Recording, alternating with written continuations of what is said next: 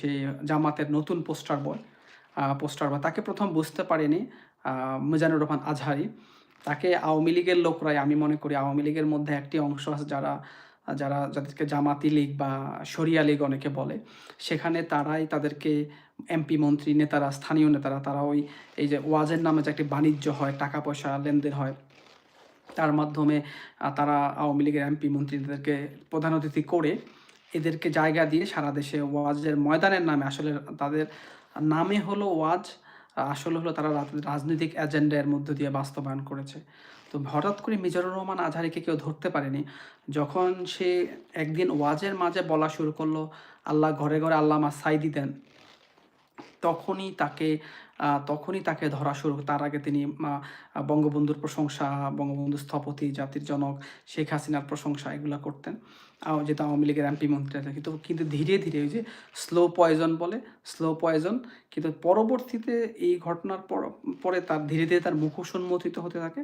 আর সাম্প্রতিক সময় তো আমরা প্রকাশ্যে দেখেছি কীভাবে সারা দেশে সে 24 সালের 5ই অগাস্টের পরে জামাতের পক্ষ হয়ে দেশে কীভাবে তারা ওই যে সাঈদীর নামে বিভিন্ন ফাউন্ডেশন করে তারা সমস্ত জামাতের যে যারা গুপ্ত রাজনীতি করে তারা একত্রিত হয়েছে, আপনারা জানেন। সেই একত্রিত হওয়ার সাঈদীর আপনি মামুনুল হক বলেন, কিংবা মুফতি ইব্রাহিম বলেন, তারপরে আজহারি বলেন, কিংবা আহমদুল্লাহ বলেন, তারা সবাই একত্রিত হয়ে তারপরে সারা দেশব্যাপী ছড়িয়ে বেরিয়েছে এবং জামাতের পক্ষে এখানেও ইনডিরেক্টলি ভোট চাইছে। আমরা যেটুকু জানতে পেরেছি, আজহারিকে ঢাকার একটি কেন্দ্রে নমিনেশন দেওয়া হয়েছিল, কিন্তু সেখান থেকে নির্বাচনটি করেনি জামাত।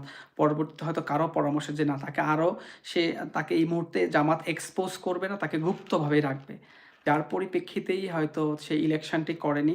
বিভিন্ন ফাউন্ডেশন করে টাকা, দেশি বিদেশি সোর্স থেকে টাকা সংগ্রহ করেছে। তারা যেমন আগে ইসলামী ব্যাংক, ইসলামী হসপিটাল ইবনে সিনা করে বিভিন্ন টাকা সংগ্রহ করতো মধ্যপ্রাচ্য থেকে, বিভিন্ন দেশ থেকে, যে এদেশের মানুষের সব হিন্দু হয়ে যাচ্ছে, তারা সত্যিকারের মুসলমান নাই, মুসলমানদের উন্নতি করতে হবে, মুসলমানদের ইমান ঠিক করতে হবে, মসজিদ, মাদ্রাসা, এই কথা বলে টাকা এনে তারা আপনারা জানেন যুদ্ধাপরাধী যে মীর কাসেমকে দিয়ে প্রতিষ্ঠানগুলো গড়ে তোলা হয়েছে।